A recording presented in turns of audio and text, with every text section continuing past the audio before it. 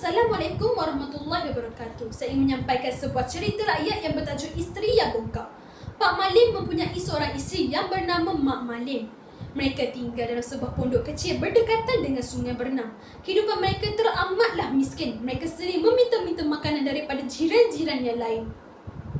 Pada suatu pagi, Pak Malim pergi ke tepi sungai berenang untuk mengair ikan. Alangkah puasnya dia menunggu. Tidak seekor ikan pun mengena pada jorannya. Nampaknya bukan rezeki aku hari ni, kata Pak Malim. Pak Malim pun mengambil keputusan untuk pulang ke pondok. Dia mengangkat jorannya dan mendapati bahawa terdapat sesuatu yang aneh. Dia memeriksa mata kain jorannya itu dan mendapati terdapat seekor ikan tergantung pada mata kainnya. Ikan itu amatlah kecil. Ikan itu melibas-libaskan ekor seperti meminta untuk dilepaskan. Pak Malim mengambil ikan itu lalu meletakkannya ke dalam bakul. Dalam perjalanan pulang ke pondok, dia terdengar ada suatu suara aneh berkata, "Hei orang tua, tolonglah lepaskanlah aku. Aku berjanji sekiranya engkau melepaskan aku akan menjadikan kau seorang yang kaya." Pak Malim merasa heran, dari manakah datangnya suara aneh itu? Pak Malim pun menyambung perjalanannya pulang ke pondok. Suara aneh itu pun berkata lagi, "Tolonglah lepaskanlah aku." Lalu, Pak Malim pun mengambil keputusan untuk melihat bakul yang berisikan ikan tadi. Lalu dia pun berkata, "Hei ikan, benarkah itu suaramu? Dan benarkah pula kata-kata itu tadi?" Lalu ikan itu pun berkata, "Benar itu suaraku. Dan aku tidak pernah memungkiri janji. Jadi kata-kata itu adalah benar," kata ikan itu tadi.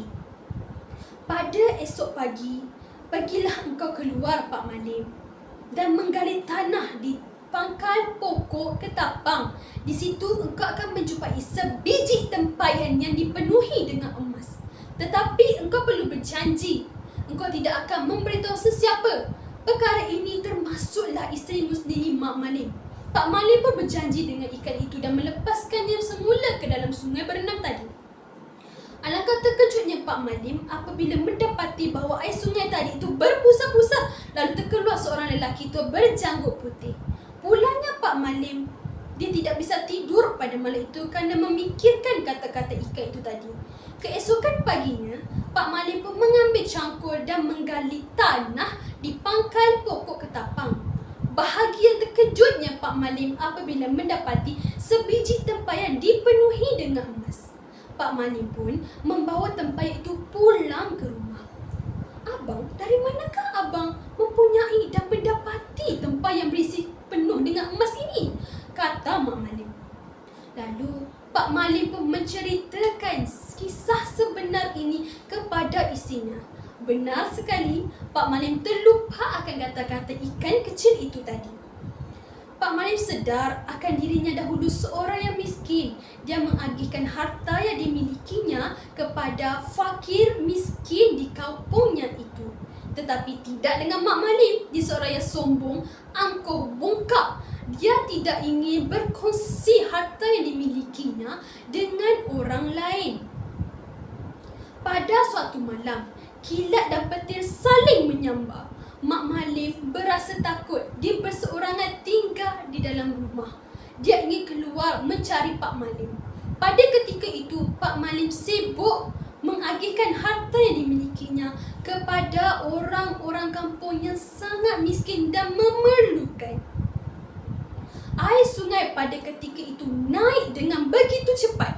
Mak Malim lemas dan dibawa arus. Pulangnya Pak Malim mencari isterinya. Pada malam itu, dia tidak menjumpai isterinya. Lalu dia tidur kepenatan.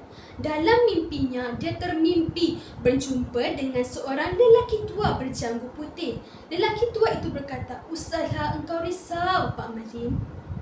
Isterimu yang bongkak itu telah meninggal dunia, dia hanyutkan oleh air." Terjaganya Pak Malim daripada tidur itu.